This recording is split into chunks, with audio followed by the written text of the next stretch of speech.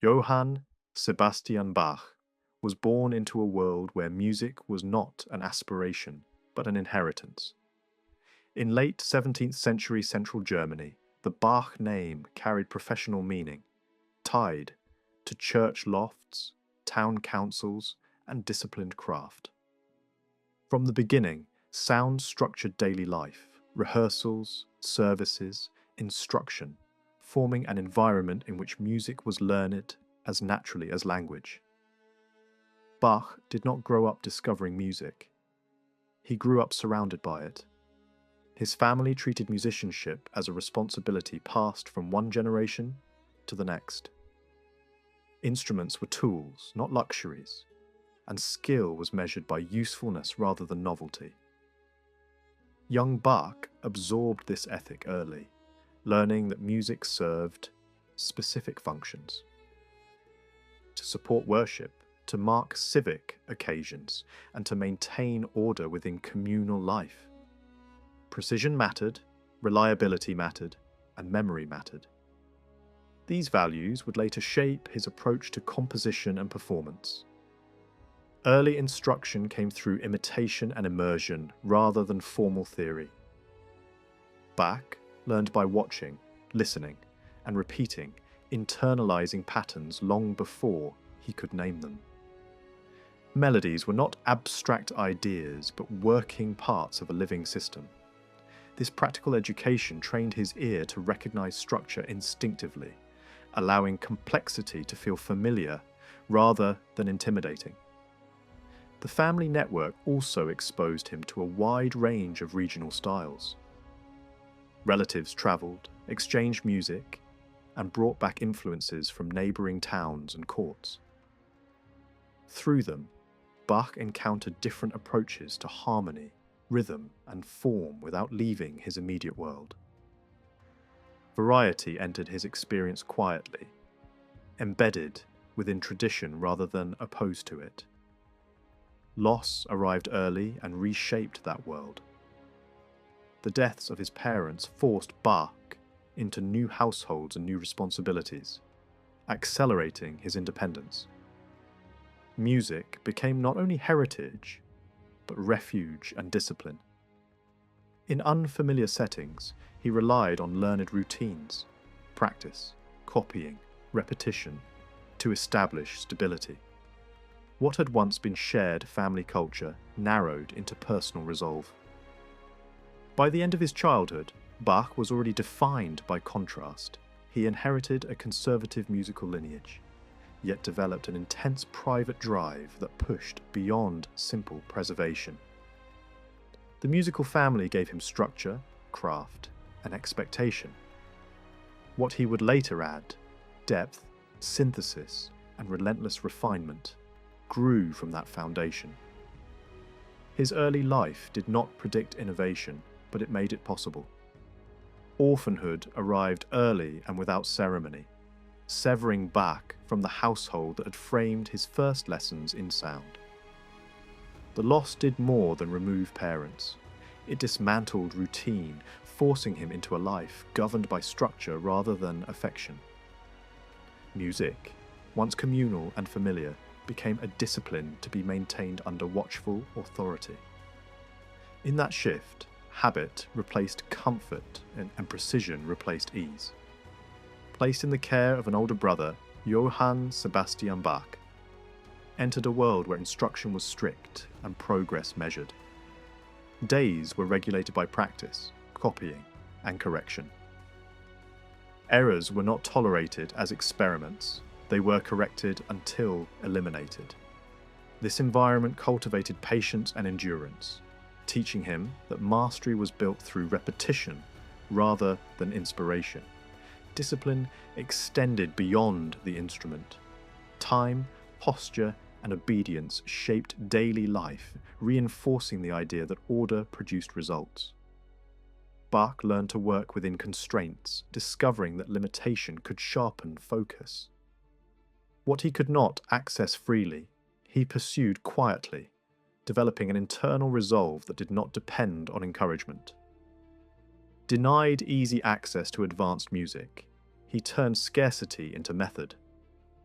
Copying scores by hand became a private education, a way to internalize complexity through labor. Each page demanded attention, training his eye to follow structure and his mind to anticipate resolution. The act of copying was not passive, it was analysis disguised as work. This period fostered independence without rebellion. Bach did not reject authority, he absorbed it and refined it. The discipline imposed upon him became self-discipline, a habit he carried forward long after supervision faded.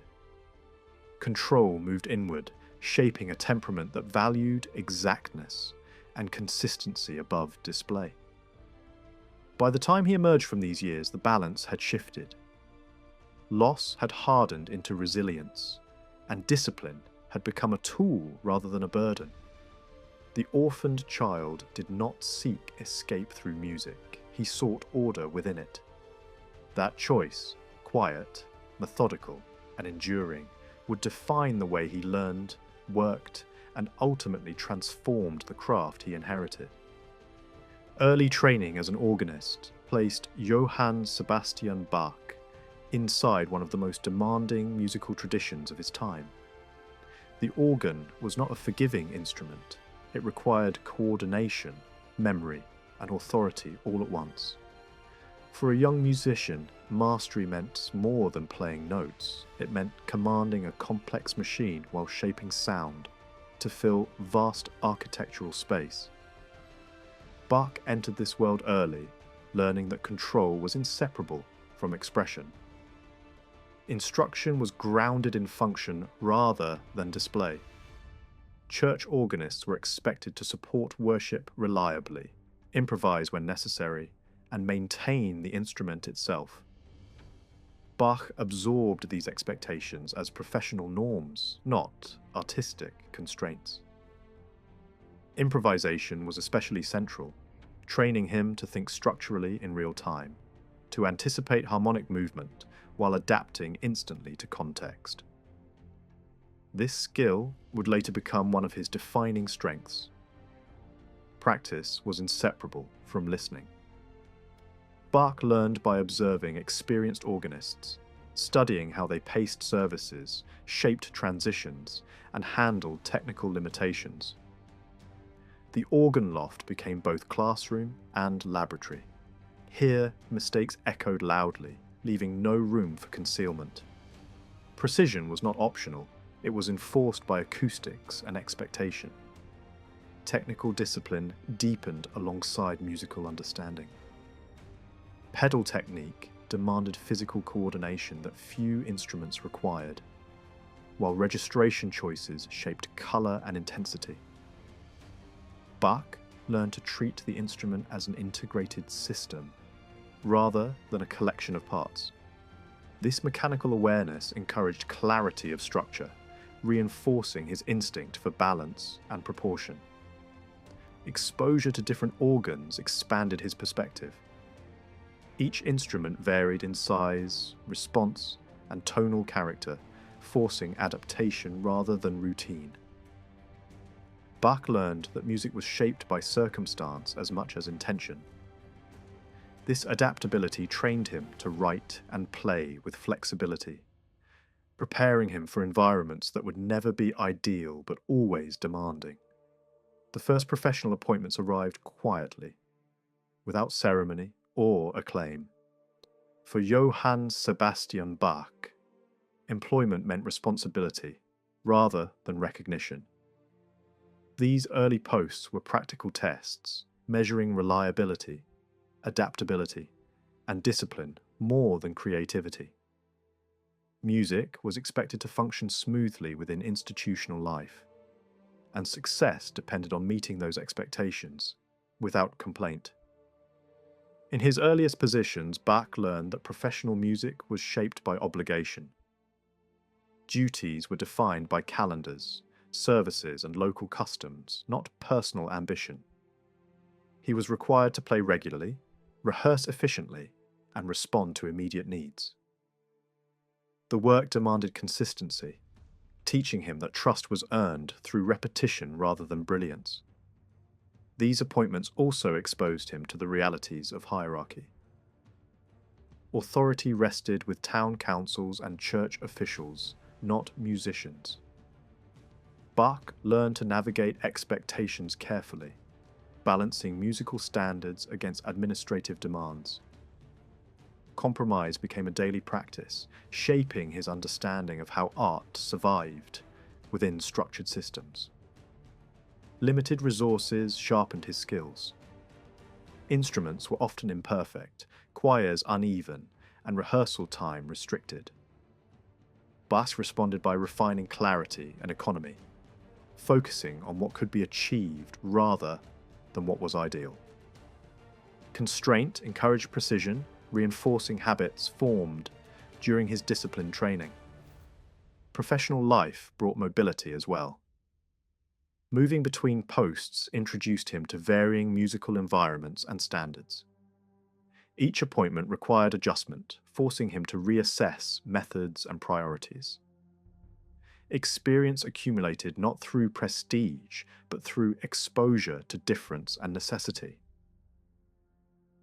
Faith was not an external influence on Johann Sebastian Bach, but the framework within which his work gained meaning.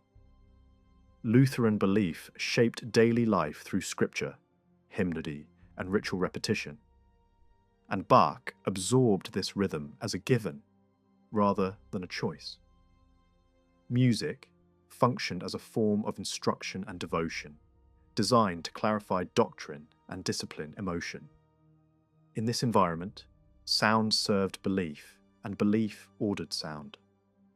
Lutheran theology emphasized clarity of text and direct engagement with Scripture.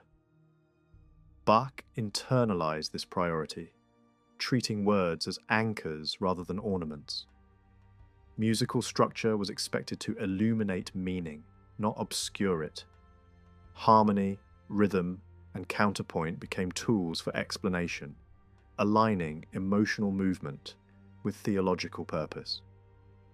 Music was not meant to distract from faith, but to deepen attention to it. The choral tradition played a central role in shaping his thinking. Familiar melodies carried communal memory, connecting individual worshippers to shared belief. Bach approached these melodies with respect, preserving their identity while expanding their expressive range. Through variation and development, he demonstrated how tradition could sustain complexity without losing coherence. Faith also imposed discipline. Regular services demanded constant preparation, reinforcing routine and accountability. Bach learned to treat inspiration as unreliable and method as essential. The steady demands of the church calendar trained him to produce meaningful work under constraint, aligning creativity with obligation rather than impulse. Lutheran thought valued order as a reflection of divine design, and this perspective resonated with Bach's instinct for structure. Musical balance mirrored theological balance, where freedom existed within law rather than outside it. Counterpoint, with its interdependent lines, reflected a worldview in which unity emerged from disciplined coexistence. Through faith, Bach found continuity rather than limitation. His work did not seek novelty for its own sake, but depth through refinement. Lutheran belief provided a stable axis around which complexity could turn without collapse. Music became an act of service grounded in conviction, sustaining a lifelong commitment to meaning shaped by belief rather than display. Mastery for Johann Sebastian Bach was never about virtuosity alone. It was about control of complexity. Counterpoint offered him a language in which multiple ideas could coexist without chaos. Each line retained independence while submitting to an overarching order. This balance between freedom and discipline became the defining feature of his musical thinking. His approach treated structure as an active force rather than a hidden framework. Musical forms were not containers into which ideas were placed. They were engines that generated motion and meaning. Themes were introduced with intent, developed through logic, and resolved through necessity. Nothing was incidental. Every entry, repetition, and transformation served a structural purpose. Counterpoint trained Bach to think vertically and horizontally at the same time. Harmonies unfolded through the interaction of individual voices rather than imposed chords. This demanded foresight. A single melodic decision had consequences far beyond its moment, shaping what could follow and what must be avoided. Composition became an act of long-range planning rather than spontaneous expression. Repetition played a crucial role in this mastery. Bach reused patterns not out of convenience, but to test their limits. A motif might appear in inversion, augmentation, or fragmentation, revealing new possibilities without losing identity. Structure provided continuity, while variation sustained interest. The listener experienced coherence even as complexity increased. This discipline did not restrict expression. It intensified it. Emotional weight emerged precisely because structure held it in place. Tension mattered because it was controlled. Release because it was earned. Bach's counterpoint demonstrated that rigor could heighten impact rather than diminish it, turning intellectual design into felt experience. The years at Weimar marked a shift from competence to exploration for Johann Sebastian Bach. Appointed to a court that valued refinement and innovation, he found space to test ideas rather than simply fulfill routine. Expectations remained high, but the environment allowed curiosity to operate within structure. Weimar offered a balance rare in his career. Stability paired with permission. Here, Bach deepened his engagement with instrumental forms, especially for keyboard and organ. He treated established genres not as fixed templates, but as problems to be solved repeatedly. Each work became an opportunity to examine how far structure could stretch without breaking. The court's resources and audience rewarded precision, encouraging him to refine complexity rather than simplify it. Exposure to broader European styles expanded his palette. Bach absorbed influences selectively, translating them into his own language rather than imitating them directly. Rhythmic vitality, expressive contrast, and formal clarity entered his work with new confidence. These elements did not dilute his discipline, they sharpened it, offering new ways to organize intensity. Weimar also reinforced his command of improvisation as composition in motion. Public performance demanded responsiveness, and Bach responded by strengthening his internal architecture. Improvisation became structured thought executed at speed, revealing how deeply form had been internalized. The boundary between written and spontaneous work grew increasingly thin.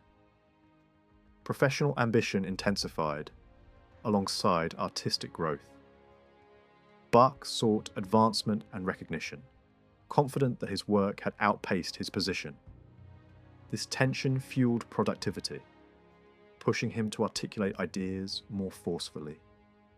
The drive to prove capability translated into works of increased scale and coherence, signaling readiness for larger responsibilities. The Kuchen period marked a decisive turn in Johann Sebastian Bach's working life, shifting emphasis from church obligation to courtly purpose. Employed by a ruler who valued instrumental music, Bach entered an environment where words no longer dictated form. The absence of weekly liturgical demands opened space for sustained focus on sound itself, its architecture, balance, and expressive range. Music became less explanatory and more exploratory. Secular context did not dilute discipline, it redirected it. Without sermons to frame meaning, structure carried greater responsibility. Bach responded by refining instrumental forms with heightened clarity and proportion. Dance rhythms, suites, and concerted writing became sites of investigation, where motion and symmetry replaced textual narrative. The result was music that communicated through internal logic rather than verbal cue. Court resources shaped ambition. Skilled performers and reliable rehearsal time encouraged writing that assumed precision and endurance. Bach composed for specific players, tailoring difficulty to capability while stretching technique incrementally. This partnership between composer and ensemble fostered works that balanced challenge with control, revealing an acute awareness of practical musicianship. Experimentation intensified through variety. Bach explored contrasts of timbre, register, and ensemble size, testing how different combinations could sustain coherence. Themes were built to withstand transformation, circulating through movements without losing identity. Secular settings allowed him to foreground craft openly, presenting structure not as support, but as spectacle. Freedom also sharpened economy. Without ceremonial excess, ideas had to justify their place through function. Bach learned to concentrate expression, allowing fewer elements to do more work. This restraint strengthened momentum, proving that richness could emerge from disciplined limitation rather than accumulation. The move to Leipzig placed Johann Sebastian Bach at the center of a demanding civic and religious system. As cantor of St. Thomas, he assumed responsibility not only for music, but for education, discipline, and continuity across multiple churches. The position carried prestige, yet it imposed relentless obligation. Leipzig did not reward inspiration, it required reliability measured week by week. The workload reshaped his creative rhythm. Regular services demanded a constant flow of new music, forcing Bach to align imagination with schedule. Composition became a function of time management as much as vision. Each week brought a new challenge, new texts, new forces, new constraints. Instead of limiting him, this pressure refined his ability to sustain depth under repetition. Teaching formed an essential part of his authority. Bach trained students not as soloists, but as participants in a system where clarity and cohesion mattered more than display. Instruction reinforced his own discipline, as explaining structure required absolute understanding. The school environment mirrored his musical ideals: order, accountability, and shared responsibility. Tensions with civic authorities were constant. Expectations were high, resources limited, and artistic priorities often misunderstood. Bach resisted simplification, insisting on standards that exceeded what administrators anticipated. These conflicts revealed a gap between institutional patience and artistic conviction. Yet they also reinforced his commitment to durability over convenience. Musically, Leipzig became a site of synthesis. Techniques refined in earlier periods were now integrated into large-scale works that balanced complexity with accessibility. Counterpoint, text, and form operated in mutual support. The sacred framework demanded clarity of message, and Bach answered with architecture that guided attention rather than overwhelmed it. The weekly cantata cycle demanded a pace that tested endurance more than inspiration. For Johann Sebastian Bach, productivity was not measured in occasional brilliance, but in sustained output under fixed deadlines. Each Sunday arrived without delay, and music had to be ready regardless of circumstance. Creation became routine, not in its quality, but in its inevitability. This schedule imposed a rigorous discipline on composition. Texts were assigned by the church calendar, forcing Bach to respond rather than choose. Instead of narrowing expression, constraint sharpened it.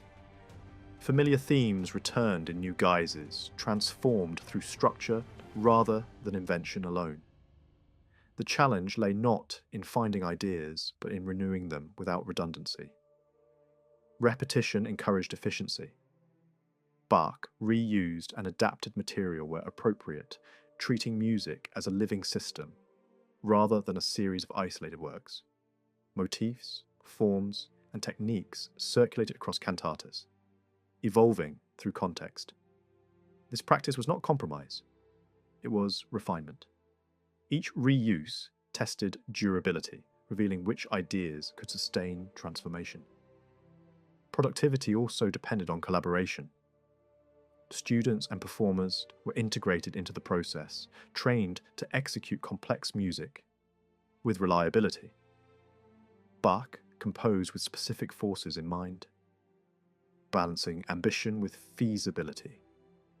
Leadership extended beyond the score into rehearsal, instruction, and correction, ensuring consistency despite constant turnover. The sheer volume of work reshaped perception. Individual cantatas were heard once or twice and then replaced, yet together they formed an immense architecture of sound. Meaning accumulated over time, not in singular moments. The audience experienced continuity rather than climax. Devotion sustained through repetition. Keyboard works offered Johann Sebastian Bach a controlled environment for innovation. Unlike large vocal or ensemble pieces, keyboard music allowed him to explore ideas privately and precisely. The instrument became a laboratory where structure, technique, and expression could be tested without compromise. Here, invention was not constrained by external forces, only by the logic he imposed on himself. Technical demands shaped these works from the inside out. Bach treated technique not as display, but as problem-solving. Passages were designed to train independence of hands, clarity of articulation, and endurance of concentration. Difficulty served purpose. Every challenge strengthened coordination and foresight, turning physical effort into intellectual discipline. Innovation emerged through system rather than novelty.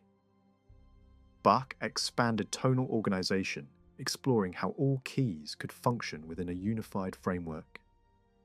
This approach transformed tuning, fingering, and harmonic thinking into interconnected concerns. Keyboard music became a space where abstract theory met practical execution, each reinforcing the other. Form played a central role in sustaining complexity. Variations, preludes, fugues, and suites were not isolated genres but flexible structures capable of absorbing endless transformation. Bach tested how far repetition could be pushed without collapse, how identity could persist through change. The keyboard allowed these experiments to unfold with clarity and control. Pedagogical intent coexisted with artistic ambition. Many works functioned as training tools, yet none sacrificed depth for utility.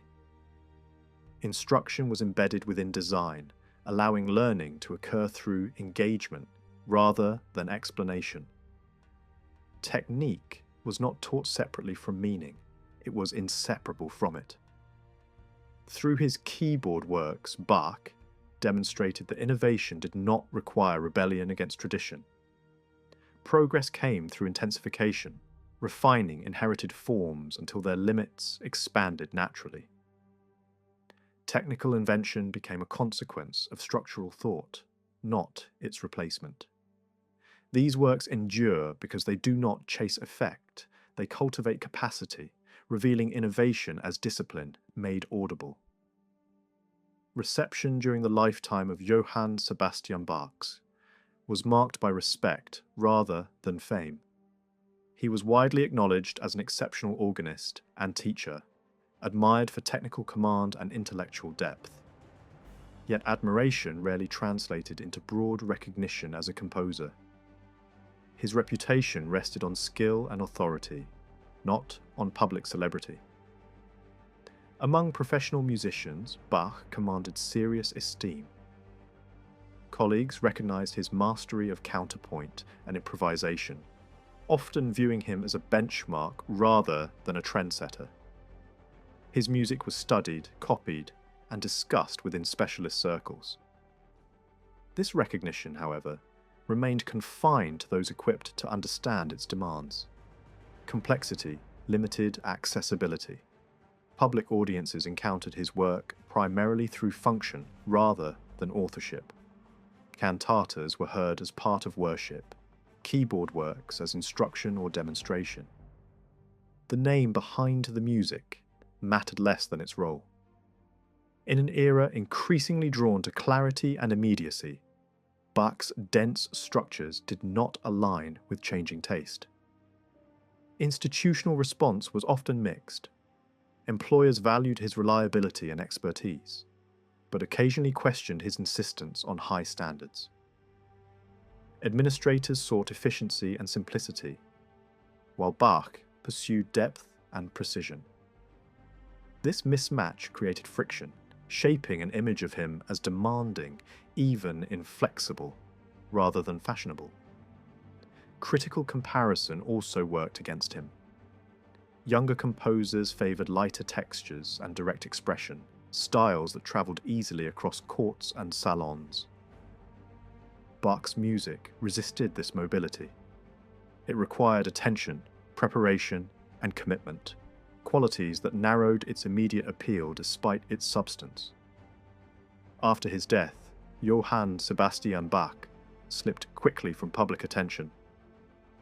Musical taste was shifting toward clarity, immediacy, and emotional directness, leaving little patience for dense counterpoint and structural rigor. What had once commanded respect now felt out of step with the moment. The world moved on without ceremony. The change was not hostile. It was indifferent. Bach's music demanded time, training, and concentration, while audiences increasingly favoured works that communicated instantly. Simpler forms travelled more easily across courts and cities, carried by performers who sought novelty rather than depth. Complexity became a liability rather than a virtue. Within institutions, practical concerns accelerated the decline. Church and court music favoured efficiency, and Bach's scores were costly to rehearse and maintain. Performers gravitated toward repertory that required fewer resources and less preparation. As a result, his works were performed less often, then rarely, then not at all outside specialized contexts. Even within his own family, continuity weakened. Successors adapted to prevailing styles, valuing elegance over intricacy. Bach's methods were respected but not imitated broadly. His manuscripts circulated among students and scholars, but circulation did not equal influence. Preservation replaced propagation. Printed music played a role as well. Limited publication during his lifetime meant fewer opportunities for dissemination after his death. Without widespread editions, access narrowed to those already initiated. Music that is not easily available struggles to remain alive, regardless of its quality. The 19th century rediscovery of Johann Sebastian Bach did not arise from nostalgia, but from a renewed hunger for structure. As musical language expanded and forms grew larger, composers and scholars began searching backward for foundations capable of supporting complexity. Bach's work, long regarded as severe and outdated, suddenly appeared precise, resilient, and indispensable. This revival was driven by study rather than fashion. Musicians encountered Bach not through casual performance, but through analysis, teaching, and score reading. His counterpoint offered solutions to problems modern composers faced: how to balance freedom with order, expression with coherence. What had once seemed excessive now felt necessary. Public performance played a decisive role in bringing his music back into the open. Works that had survived quietly in manuscripts and classrooms were presented as historical revelations rather than curiosities. Audiences encountered a language unfamiliar in sound but unmistakable in authority. The experience reframed Bach not as a relic, but as a source. Romantic era thinkers reinterpreted his discipline as depth. Where earlier generations heard restraint, the 19th century heard intensity, contained by form. Bach's music aligned with a growing respect for craftsmanship, seriousness, and intellectual ambition. He was no longer measured against immediate taste, but against enduring value. Institutional support followed. Editions were published, curricula revised, and Bach's works absorbed into conservatory training. Study transformed into canonization. His music became a standard by which technical and structural mastery were judged, shaping generations who never questioned his relevance. The enduring legacy of Johann Sebastian Bach lies not in stylistic imitation but in structural authority. His music did not define a school that others simply followed. It established principles that could be adapted across centuries. Composers of radically different aesthetics returned to his work not for surface ideas, but for underlying solutions to musical problems that never disappeared. Bach's influence persists through pedagogy as much as performance. His works became central to musical training because they reveal how complexity can remain intelligible. Students encounter his music as a test of coordination, concentration, and understanding, learning that technique and thought must operate together. Mastery of his language became synonymous with musical literacy itself. Across historical periods, his music proved adaptable without losing identity. Classical clarity, romantic intensity, and even modern abstraction found points of contact within his structures. Bach did not constrain later composers, he equipped them. His counterpoint functioned as a framework that could support new harmonic languages without collapse. Equally important was the ethical model his work implied. Bach demonstrated that discipline could coexist with expressiveness, and that rigor need not suppress emotion. This balance challenged the notion that freedom required looseness. Instead, he showed that depth often emerges from restraint, and that order can amplify rather than limit meaning. Performance traditions also carried his legacy forward. Interpreters across eras re-examined his music, finding new relevance in different contexts and instruments. Each generation approached his work differently, yet the music endured because its internal logic remained intact. Interpretation changed, structure held. Ultimately, Bach's legacy rests on permanence rather than popularity. His music survives not because it appeals instantly, but because it sustains engagement over time. It rewards study, resists exhaustion, and continues to generate insight. In Western music, few figures occupy such a position, not as a monument to the past, but as an active presence shaping how meaning, structure, and expression continue to be understood.